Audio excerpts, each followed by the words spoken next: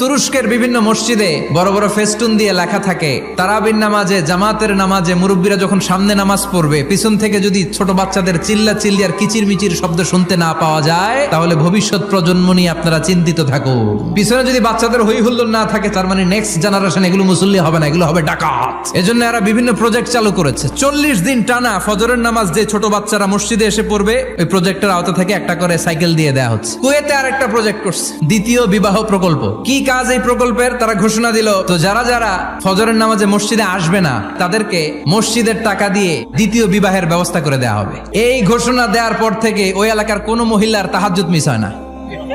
ফজর তো অনেক দূরে, তাহাজ্জুদের সময় থেকে হাজবেন্ডের ডাকা শুরু করে, মসজিদে যাও। অনেক দেশে তারাবি পড়েছি রামাদানে, ছোট বাচ্চারা পিছনে অনেক কিচির মিচির করে। হঠাৎ অ্যানাউন্সমেন্ট দেয়, বাবা মারা ছেলে মেয়েদেরকে শান্ত করেন। কিছুক্ষণ শান্ত, 2 রাকাত পর আবার চিল্লাচিল্লি। এজন্য ছোট বাচ্চাদেরকে মসজিদ থেকে তাড়িয়ে দেওয়া যাবে, এদেরকেও নিয়ে যান।